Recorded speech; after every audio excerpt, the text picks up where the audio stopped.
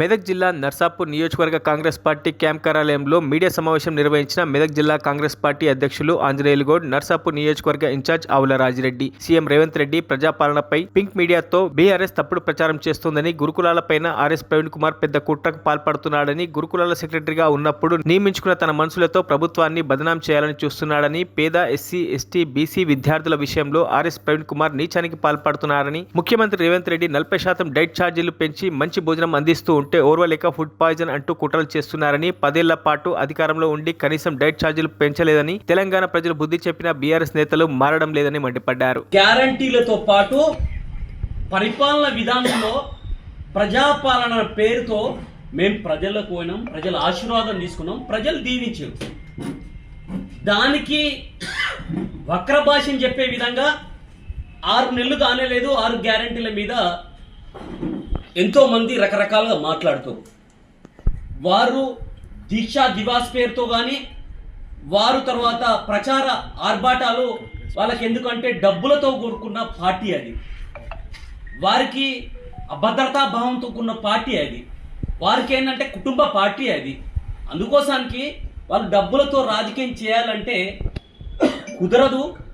Congress party అనేది ఇది కార్యకర్తల పార్టీ, ఇది కార్యకర్తల కష్టార్జితమైన నిర్మాణమైన పార్టీ ఇది. అందుకోసానికే మేము తీవ్రంగా కొంతమందిని బ్యూరోక్రాట్స్ కానీ, కొంతమంది మేధా వర్గాలు కానీ మీరు ఆలోచించమని చెప్తున్నాం. ఈరోజు మొన్నటిదాకా ఒక ఆయన ఉండే ప్రవీణ్ కుమార్ గారని, ఆయన సోషల్ వెల్ఫేర్లో సెక్రటరీగా ఉన్నప్పుడు నేను కూడా ఒక సోషల్ వెల్ఫేర్గా చదువుకున్న బిడ్డగా సంతోషపడ్డా. ఆయనలో ఇంత కుట్రకోపం దానికున్న విషయం నాకు కూడా తెలియదు. ఆయన ఇంత పాలేరులాగా చేస్తాడన్న విషయం నాకు కూడా తెలియదు. అసలు ఆయన బయటకు వచ్చి రాజీనామా చేసి నేను రాజకీయాలను పునరుద్ధరిస్తా, బీసీ ఎస్సీ వర్గాల కోసం చేస్తున్నప్పుడు ఒక బీసీ బిడ్డగా నేను సంతోషించిన. అయ్యా, మేధా వర్గాల నుంచి కూడా ఆ వర్గాలకి సముచిత స్థానం కల్పించడానికి కోసానికి వారు గొంత వేస్తున్నారంటే నిజంగా సెల్యూట్ అనుకున్నా.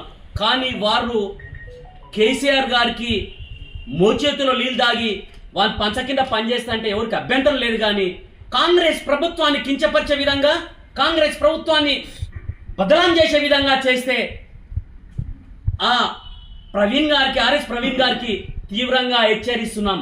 మీరు ఒక ఉన్నత భావాలు కలిగిన వాళ్ళు ఉండి ఈరోజు అభద్రతా భావంతో ఒక పార్టీకి చప్రాసిలాగా పనిచేస్తున్నాం. ఈరోజు నిన్ను తిట్టినలో పంచన చేరి పనిచేస్తున్నాం. ఈరోజు 10 సంవత్సరాల కాలంలో ఒక రెసిడెన్షియల్లో కానీ నేను నీకు ఆధారాలతో సహా ఇస్తాం.